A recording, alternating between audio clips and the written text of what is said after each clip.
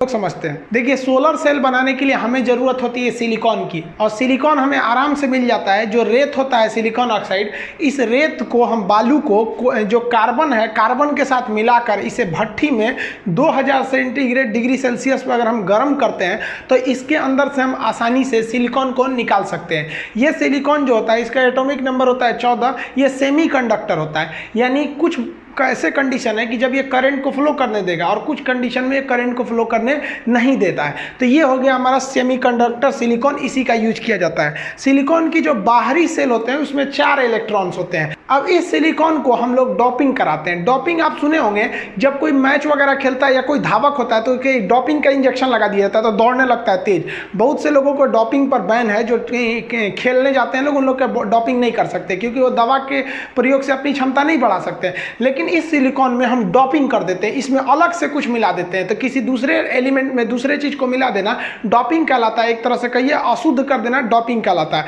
यह डोपिंग 2 चीजों से की जा सकती है। एक एल्युमिनियम का यूज कर सकते हैं, इसमें सिलिकॉन में कुछ मात्रा में हम एल्युमिनियम इंजेक्ट कर देते हैं, डोपिंग कर देते हैं। अब एल्युमिनियम की खासियत क्या है कि इसके बाहरी जो सेल है उसमें 3 इलेक्ट्रॉन है, तो इसको कितने चाहिए बाहर में? 4। तो हम जब इसमें एल्युमिनियम डालते हैं तो इसको चाहिए था 4, एल्युमिनियम के पास है 3 है, तो 4 चाहिए, 3 है, तो इसको अभी भी 1 इलेक्ट्रॉन की कमी रह जाएगी। तो जब हम सिलिकॉन में एल्युमिनियम की डोपिंग कर देते हैं ना, तब ये सिलिकॉन एगो इलेक्ट्रॉन खोजने लगता है कि रे रे रे रे कहीं मिलेगा इलेक्ट्रॉन, थड़ाक से खोजने लगता है। लेकिन हम जब एल्युमिनियम की डोपिंग ना करके फास्फोरस की डोपिंग करते हैं तो फास्फोरस की बाहरी कक्षा में 5 इलेक्ट्रॉन होते हैं, क्योंकि इसका परमाणु क्रमांक 15 होता है। पहली कक्षा में 2 गया, फिर दूसरी में 8, 2 8 10 हो गया, बचा 5। जब हम 5 संयोजक पदार्थ जैसे फास्फोरस को हम अगर इसमें डोपिंग करा देते हैं तब क्या होता है? इसको चाहिए कितना था? 4। अब फास्फोरस जब मिला है तो फास्फोरस के बाहरी कक्षा में कितना है? 5। अब क्या करेगा? इसके पास एक इलेक्ट्रॉन की एक्स्ट्रा हो जाएगा। अब एक्स्ट्रा इलेक्ट्रॉन हो जाएगा तो खोज कहने लगेगा भाई किसी को चाहिए इलेक्ट्रॉन, ले जाओ, हमारे पास क्या हो गया? एक्स्ट्रा हो गया। पहले ये 4 था, तब 4 वाले में इसको कंफ्यूजन रहता है कि हम दे 4 इलेक्ट्रॉन या ले ले, लेकिन जैसे डोपिंग कराते हैं तब इसके अंदर एक निगेटिव एक पॉजिटिव का गुण आने लगता है। फास्फोरस की डोपिंग करा देंगे तो ये 5 इलेक्ट्रॉन को दे देता है, इसलिए इसके पास इलेक्ट्रॉन की अधिकता हो जाती है। क्योंकि इलेक्ट्रॉन निगेटिव होता है इसलिए इसमें निगेटिव की अधिकता हो जाती है। और अगर आप इसमें एल्युमिनियम दीजिएगा तो एल्युमिनियम में 3 ही इलेक्ट्रॉन है तो इलेक्ट्रॉन की कमी हो जाती है। क्योंकि इलेक्ट्रॉन खुद ही निगेटिव होता है तो जब इलेक्ट्रॉन की अधिकता होती है तो उस तरह के सिलिकॉन को हम निगेटिव सिलिकॉन या एन टाइप कहते हैं। और जब एल्युमिनियम मिलाएंगे तो एल्युमिनियम में इलेक्ट्रॉन की अधिकता नहीं होती है तो उसमें क्या करेंगे? हम पॉजिटिव टाइप सिलिकॉन या पी टाइप सिलिकॉन कहते हैं। इस तरह से हम सिलिकॉन को 2 भाग में बांट सकते हैं। एक पी टाइप वाला सिलिकॉन, इसमें इलेक्ट्रॉन ज्यादा नहीं है, और एक एन टाइप सिलिकॉन, इसमें इलेक्ट्रॉन ज्यादा है। एन मतलब हो गया निगेटिव। निगेटिव क्यों आया? क्योंकि खुद इलेक्ट्रॉन जो है वो निगेटिव होता है, जहां जाएगा वहां निगेटिव कर देता है। तो इस तरह से एक निगेटिव पॉजिटिव बन जाते हैं जिसे हम पी टाइप और एन टाइप कहते हैं। ये सिलिकॉन के 2 अलग अलग टाइप है जो डोपिंग के बाद बने। जब हम इसको आपस में जोड़ते हैं ना तो देखिए सिलिकॉन तो कुछ नहीं करेगा, लेकिन आप जब देखिए कि ये निगेटिव क्यों बना था। ये निगेटिव इसलिए बना था क्योंकि इसके पास निगेटिव चार्ज वाला इलेक्ट्रॉन ज्यादा था, यानी फास्फोरस ज्यादा था। तो वो फास्फोरस इस साइड में आ जाएगा, सिलिकॉन के एटम को उधर छोड़ देगा। और इसको अगर देखेंगे तो ये पी टाइप वाला पॉजिटिव क्यों बना था? क्योंकि इसके पास इलेक्ट्रॉन की कमी थी। जहां इलेक्ट्रॉन कम होता है वहां एक कोटर या होल हो जाता है, तो इस वजह से उसे पॉजिटिव कहते हैं। इसमें क्या मिलाया गया था? तो एल्युमिनियम। एल्युमिनियम इधर आ जाएगा और ये अपने अपने पॉजिटिव निगेटिव को शेयर कर लेंगे सब। जैसे शेयर करने लगते हैं सब तो बीच का एक एरिया को डिप्लेशन जोन कहते हैं। ये एरिया इलेक्ट्रॉन को आगे पीछे बढ़ने नहीं देता है। तो इस तरह के एरिया को हम पी एन जंक्शन कहते हैं कि इधर पी है और इधर एन है, मिलने वाले टाइम जगह को बोलते हैं पी एन जंक्शन। अब ये पी एन जंक्शन से हम इलेक्ट्रॉन कैसे बहाएंगे? देखिए ये है निगेटिव, यानी इलेक्ट्रॉन ज्यादा है। अगर हम इसको हीट दे दें, गर्मी दे दें इधर से, अगर इधर से हम हीट दे देंगे ना तो इसके पास ऑलरेडी इलेक्ट्रॉन ज्यादा था, निगेटिव टाइप था, और हीट पाएगा ना तो इसके अंदर का न्यूट्रॉन जो है बाहर निकलने लगेगा। अब निकलने लगेगा, ये क्या करे? इधर से मत जावा, इधर से हम जाने नहीं देंगे क्योंकि ये डिप्लेशन जोन है, इधर से नहीं जाएगा। अब उसको निकलना है, जाएगा कैसे? तो आप इधर से एक वायर जोड़ दीजिएगा तो इलेक्ट्रॉन इधर से निकलने लगेंगे सब, इस टाइप से इधर से निकल जाएंगे सब। अब यहाँ पे तो स्विच कटा हुआ है, इस स्विच को जोड़ दीजिए, अब यहाँ से इलेक्ट्रॉन यहाँ पे पहुँच गया, सब सर्किट पूरा हो गया। अब अगर आप यहाँ पर एक बल्ब लगा देते तो ये बल्ब जल जाता। तो आप समझिए कि जो हम पी एन जंक्शन बनाए हैं, इस पीएन जंक्शन में केवल निगेटिव वाले को हम हीट दे देंगे, एक्साइटेड कर देंगे इसके इलेक्ट्रॉन को, तो ये इलेक्ट्रॉन बहने लगेगा। और आपको पता है कि इलेक्ट्रॉन का बहना ही तो करंट कहलाता है, flow of electron is called current. यहाँ हम इसमें एक लोड यानी बल्ब लगा के देखते हैं। यहाँ देखिए ये रेड वाला जो है ये पॉजिटिव टाइप है, यहाँ पर कोटर या होल पाया जाएगा, इसमें इलेक्ट्रॉन की कमी है इसलिए पॉजिटिव है, इसमें इलेक्ट्रॉन की अधिकता है, बीच में डिप्लेशन जोन है इसलिए यहाँ से यहाँ इलेक्ट्रॉन नहीं जा पाएगा। अब हम यहाँ से इसे हम हीट दे देते हैं, गर्म कर देते हैं। अब जैसे गर्म करेंगे तो इलेक्ट्रॉन निकलेगा, इधर से भागेगा इस तरह से इलेक्ट्रॉन, यहाँ से इलेक्ट्रॉन भाग रहा है, यहाँ से बैटरी लगा दिए हैं इसको। अब देखिए यहाँ पे ये जाएगा, अब ये बल्ब है, अब इस बल्ब को क्या करेगा, बल्ब है तो इस बल्ब को होते हुए जाएगा, जैसे बल्ब से इलेक्ट्रॉन गुजरेगा बल्ब जल जाएगा। अब ये इलेक्ट्रॉन यहाँ पे चला गया, यहाँ पर कंप्लीट हो गया ये सर्किट, यहाँ पे बल्ब जल गया। हमको खर्चा क्या आया, केवल यहाँ से हीट देने का। तो वैज्ञानिकों ने दिमाग लगाया कि हीट देने से तो अच्छा है ना कि सूरज की रोशनी दे देते हैं। सूरज की रोशनी भी क्या करती है, थ्रेशोल्ड फ्रीक्वेंसी से ऊपर आएगी तो वो भी इसमें से इलेक्ट्रॉन निकाल देगी।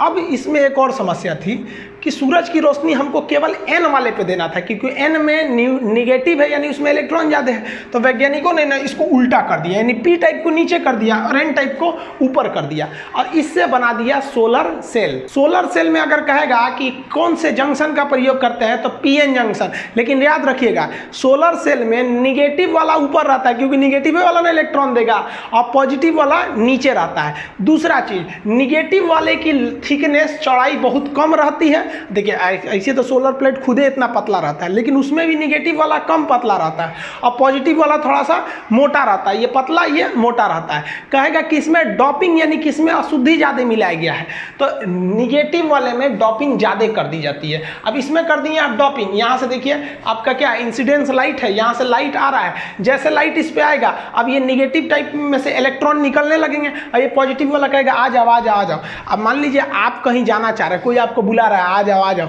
अब आपको मान लीजिए आपकी वाली बुला रही है आपके आ जाओ, आने से आगे से रास्ते नहीं तो पीछे से घूम के जाएंगे कि नहीं जाएंगे, तो ये पॉजिटिव वाला इसको बुला रहा है आ जाओ, इधर से रास्ते नहीं देगा, ये डिप्लेशन जोन है, तो अब ये इधर से जाएगा, अब यहाँ से जाएगा तो आपका मन है तो आप यहाँ पे बल्ब जोड़ दीजिए, पंखा जोड़ दीजिए, और नहीं तो यहीं से एगो तार जोड़ के बिजली के खंभा पे लेके चल जाइए, यहाँ से इलेक्ट्रॉन निकलेगा सीधे बिजली के खंभा पे, अब बिजली के खंभा से जितना घर जोड़ना है जोड़ दीजिए। तो यही होता है आपका सोलर सेल। इस सोलर सेल की एक खराबी क्या है कि ये जो करंट बनाता है ये डायरेक्ट करंट बनाता है, क्योंकि आप देखेंगे डायरेक्ट करंट की डायरेक्शन नहीं बदलती है, ये इसका डायरेक्शन नहीं बदलता है। अब ये डायरेक्ट करंट को तो आप बैटरी में स्टोर कर सकते हैं, लेकिन आपको चाहिए डायरेक्ट करंट डीसी के जगह पे आपको क्या चाहिए, एसी में। तो डीसी को एसी में बदलने के लिए इन्वर्टर की जरूरत पड़ती है, इसलिए इससे जो एनर्जी आती है इसको आप बैटरी में स्टोर करके जब घर में चलाना है तो आप क्या कर सकते हैं कि इन्वर्टर लगा सकते हैं। अगर स्टोर करना है तो बैटरी की जरूरत है, और आप चाहते हैं स्टोर नहीं करना है डायरेक्ट यूज करना है, जैसे सूरज निकला सोलर प्लांट से लगा के तुरंत, तो बैटरी की जरूरत नहीं पड़ेगी। लेकिन अगर आपको स्टोर करना है तब बैटरी की जरूरत पड़ती है। इसलिए क्या किया जाता है, जो सोलर पार्क होते हैं बड़े बड़े सोलर पावर प्लांट, इसमें क्या है कि खुद ही इतना जगह लिए रहते हैं, इसका करोड़ों का बजट आ जाता है। अब बैटरी खरीदेंगे तो उस पर अलग से पैसा, इसलिए ये लोग बैटरी नहीं खरीदते हैं, सीधा सोलर प्लांट बिछा दिए यहाँ पर, यहाँ से यहाँ तक पूरा, और यहीं पे लगा देते हैं एक ठो यहाँ पर ये लोग अपना इन्वर्टर, सारा करंट को एक जगह स्टोर करके इन्वर्टर ले आते हैं, इन्वर्टर उस करंट को एसी में बदल देता है। ट्रांसफार्मर आपको पता है कि डीसी में काम नहीं कर सकता है, ट्रांसफार्मर का वीडियो बना चुके हैं। ये क्या करेगा ट्रांसफार्मर, इस इन्वर्टर द्वारा बनाए गए एसी करंट जो है इसके वोल्टेज को बहुत बढ़ा देगा और ये तुरंत सीधे दे देगा ग्रिड को। अब ये ग्रिड पहुंचा दीजिए आपको जहां पहुंचाना है, जिस शहर में पहुंचाना है। तो जो हम लोग जो बनाते हैं उसके लिए बैटरी की जरूरत है, लेकिन जो गवर्नमेंट बिजली बनाती है वो बैटरी का यूज नहीं करती है और डायरेक्ट ग्रिड में ले जाके भेज देती है। देखिए जो सोलर सेल होते हैं इसके कई लेयर होते हैं। आप ये वाला जो लेयर देख रहे हैं ये तो कोई लेयर ही नहीं है, ये तो फ्रेम है एल्युमिनियम का। आप खरीदेंगे तो साइड साइड में लोहा का इसे सेट किया रहता है, स्टील का वो फ्रेम है, वो मजबूती के लिए दिया है। मेन जो होता है इसके ऊपर एक शीशे की परत होती है, ग्लास। ये तो फ्रेम हो गया, ये तो साइड से लगा रहता है केवल, ऊपर से तो कुछ नहीं होता है। तो ये एक शीशा का ग्लास होता है। ये ग्लास क्या करता है, इसको चोट से बचाता है, स्क्रैच से, धूल से, इस सब चीज़ों से बचाता है, पानी उनी घुसने नहीं देता है। ये शीशा का सबसे बड़ा काम काम क्या है कि अगर आप इस शीशे को नहीं लगाते ना तो जो सोलर एनर्जी इस पर आती वो 50% रिफ्लेक्ट कर देता, ये सोलर सेल भेज देता। तो भाई साहब इसको जितना एनर्जी मिल रहा है उसका वापस भेज देता, तब तो आपका काम ही नहीं हो पाता। इसलिए यहाँ लगा दिया जाता है शीशा। ये जो शीशा होता है ये केवल 5% ही प्रकाश को वापस लौटने देता है, उसके सिवा प्रकाश को लौटने नहीं देता है। इसके अंदर एक कोटिंग की जाती है, इनकैप्सुलेंट की लगा दिया जाता है। ये क्या करता है इनकैप्सुलेंट, इसको मॉइस्चराइजेशन से बचा देता है, नमी नहीं होने देता है, और जितना भी एनर्जी आया है उस एनर्जी को एब्जॉर्ब कर लेता है। ये वाली जो परत होती है ना, यहाँ जस्ट शीशे के नीचे वाली ये परत, ये पूरी एनर्जी को एब्जॉर्ब कर लेता है कि ये जो सोलर सेल लगा हुआ है ये ब्लू कलर का, ये पूरी तरह से इसको एनर्जी मिल सके। और आप सोलर सेल का जो मेन हिस्सा तो सोलर सेल है, इसका कंस्ट्रक्शन समझ ही गए हैं। इसके 2 लेयर होंगे, ऊपर वाला एन टाइप, नीचे वाला पी टाइप। हो गया, एन टाइप से इलेक्ट्रॉन निकलेगा, पी टाइप में जाएगा, सर्किट पूरा हो जाएगा। नीचे फिर एक ठो हम लोग कोटिंग लगा देते हैं और उसके नीचे एक ठो सीट लगा देते हैं जिसपे इस सारे चीज को सेट किया जाता है। और इससे जितनी भी करंट आती है उसको यहाँ पर हम लोग एक जगह इकट्ठा कर लेते हैं जिसे जंक्शन बॉक्स कहते हैं, और यहीं से करंट की सप्लाई भेज दिया जाता है। तो इसके जो शीशा लगाना है वो काफी महत्वपूर्ण है। अब ये परत को एक दूसरे पर रख दीजिएगा तो ऐसे बिस्किट की तरह बिखर जाएंगे, इसको बांधना जरूरी है। तो साइड से ऐसे लोहा का फ्रेम लगा के और उसको कस दिया जाता है ताकि ये अलग अलग ना हो। सोलर सेल जो होता है वो बहुत छोटा डिवाइस होता है। सोलर सेल, इसकी क्षमता इतनी कम होती है 0.5 वोल्ट, यानी आधा वोल्ट पे तो कुछ नहीं चलता है भाई साहब। हम लोग के यहाँ जो पंखा भी चलता है 220 वोल्ट पे चलता है, 12 वोल्ट पे तो बैटरी वगैरह चलती है, छोटे छोटे बल्ब वगैरह।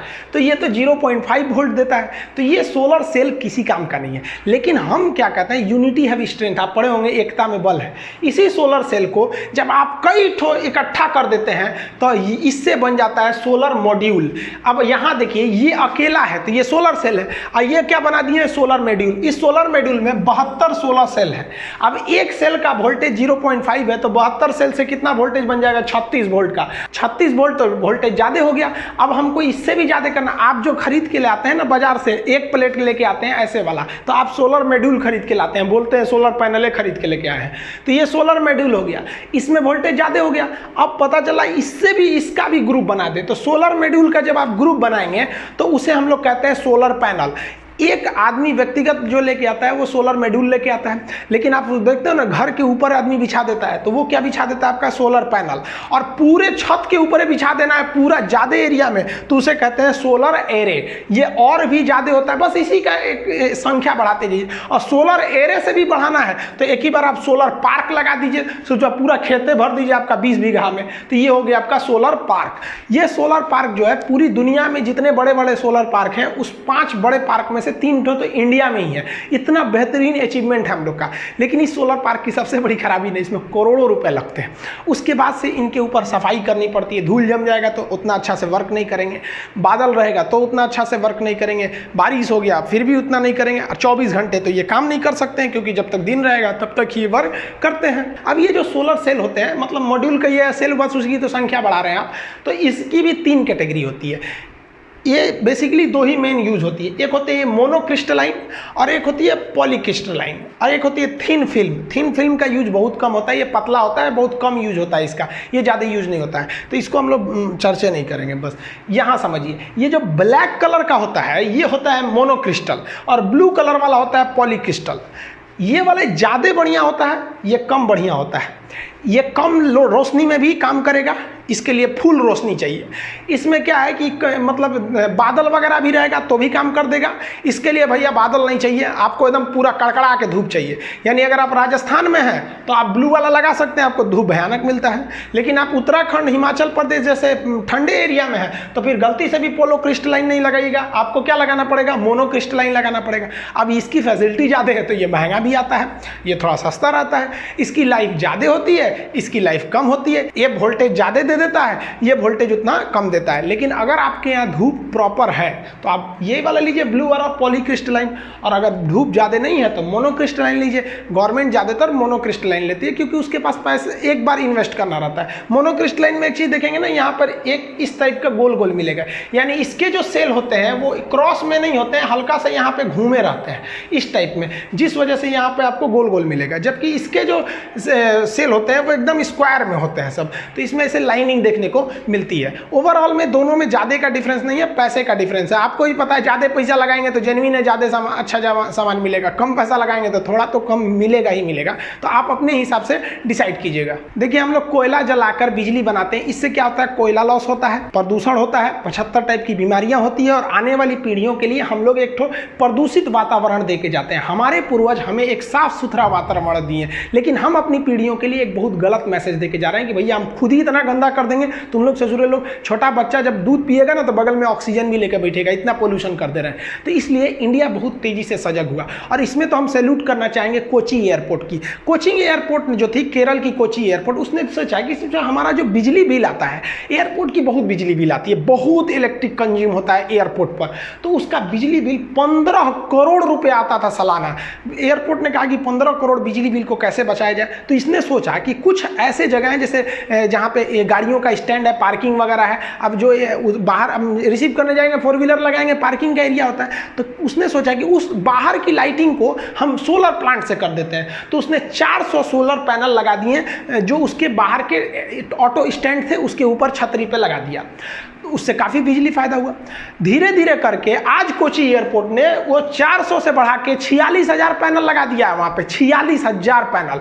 इस 46,000 पैनल लगाने में उसे 62 करोड़ रुपए की लागत आया था, 62 करोड़। अब आप सोचिए हर साल वो 15 करोड़ तो ऐसे ही दे रहा था, 4 साल में तो उसका 62 करोड़ रुपया निकल गया बिजली बिल के रूप में। आज एक कोची एयरपोर्ट इंडिया का फर्स्ट एयरपोर्ट है जो बिजली बिल पर 1 रुपया नहीं खर्चा करता है, सोलर एनर्जी से बिजली को ले लेता है। उसने हर साल अपना 15 करोड़ रुपए बिजली बिल बचा लिया, पर्यावरण को प्रदूषित होने से बचा लिया, आने वाली पीढ़ियों को मैसेज दिया कि देखो लाख चुनौतियों के बावजूद जो भारत को एक पिछड़े देश में गिनती किया जाता है, जो दुनिया नहीं सोची वो हम करके दिखा दिए। और इससे फायदा क्या होता है, जब आप कुछ करते हैं ना तो लोगों के अंदर आपसे एक प्रेरणा लेने को मन करने लगता है और वो भी आगे बढ़ते हैं। यही सेम स्टेप उठाया जो एयरपोर्ट का जो खाली एरिया होता है, रनवे पे ही ना जहाज उतरती, अगल बगल के खाली एरिया जो उसकी बिल्डिंग्स थी, पार्किंग एरिया, एक्स्ट्रा एरिया जितने होते हैं, उस सब पे कोचिंग एयरपोर्ट ने क्या किया, पूरी तरह से सोलर प्लांट लगा दिया। इसी को देखते हुए कोलकाता एयरपोर्ट ने कहा कि हम क्यों पीछे रहेंगे, कोलकाता एयरपोर्ट भी जो है ना अपने ऊपर पूरी तरह से सोलर पैनल लगा दिया है। तो इस वक्त में कोलकाता एयरपोर्ट और कोची एयरपोर्ट पूरी तरह से आप कह दीजिए तो एक सोलर प्लांट पर अब चलने के लिए तैयार है। आशा करते हैं कि भारत के अन्य एयरपोर्ट भी इसे देखकर अपने आप को सुधारेंगे और पूरी तरह से ग्रीन एनर्जी सोलर प्लांट पर आश्रित हो जाएंगे। साथ ही इंडियन रेलवे को कहेंगे भाई साहब आप क्यों पीछे रह रहे हैं, आपके पास तो जमीन की कोई कमी नहीं है, पूरे रेलवे स्टेशन के ऊपर बिछा दीजिए सोलर पावर प्लांट, ताकि जो एनर्जी हो सके कम से कम हम फ्यूल को जला सके। कोयला, पेट्रोलियम, इस सब से बिजली बनाना पर्यावरण के लिए सही नहीं है। इस सब को देखते हुए मोदी जी ने ऐलान किया पूरी दुनिया में। देखिए ग्रीन एनर्जी को लेकर मोदी जी शुरुआत से ही है। 2015 में इन्होंने इंटरनेशनल सोलर एलियंस बनाया था। सौर्यपुत्र बोला था कि जहां 121 देश जिन्हें धूप बहुत ज्यादा मिलता है वो लोग आपस में कनेक्ट हो जाएं।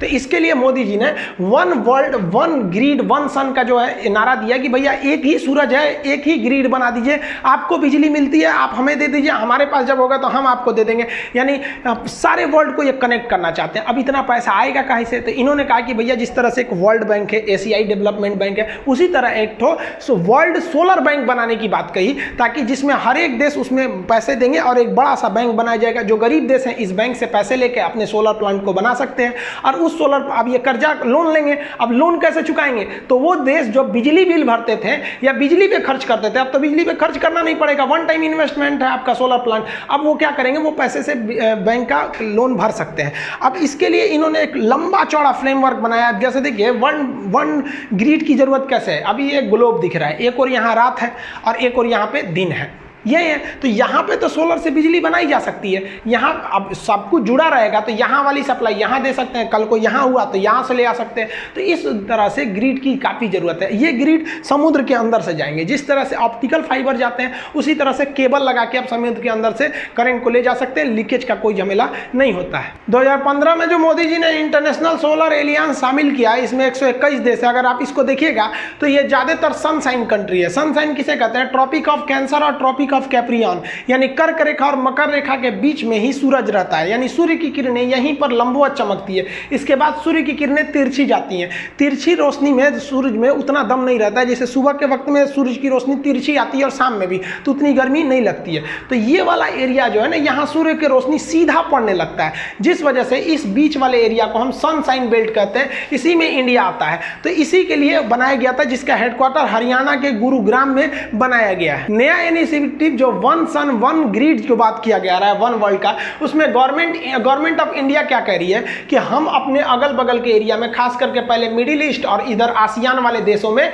हम सोलर पावर प्लांट को बिछाएंगे और इंडिया से इसे कनेक्ट करेंगे कि भाई साहब हम लोग आपस में जिसके यहाँ ज़्यादा सूरज निकला वो अपने अगल बगल में ट्रांसफर करें। सेकेंड फेज में हम अफ्रीका को देंगे। अफ्रीका जो है ना भाई साहब, ये तो मरुस्थलीय ज़्यादा क्षेत्र है, सहारा मरुस्थल पूरा यहाँ पर, और यहाँ विकास की बहुत ज़्यादा संभावना है।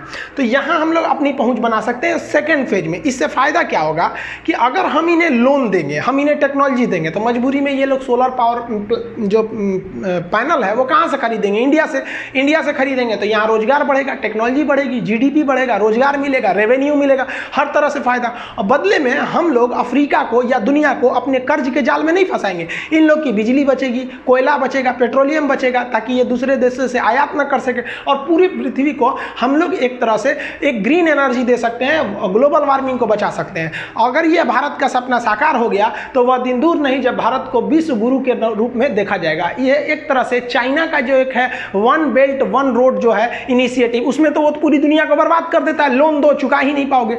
उसके बदले ये भारत का एक तरह से आप उसका काउंटर पार्ट करके आप देख सकते हैं। अब भारत को ये तभी साकार होगा जब भारत सरकार अपने सोलर पावर प्लांट की जो उत्पादन की क्षमता है उसे बढ़ाए। अफसोस की बात यह है कि अभी हम लोग उतने अच्छे से सोलर पावर प्लांट की फैक्ट्री नहीं स्टेबल कर पाए हैं। अगर आप चाइना को देखिएगा तो चाइना भी इस समय पूरी दुनिया में सोलर पैनल बनाने में एक लीडिंग कंट्री है।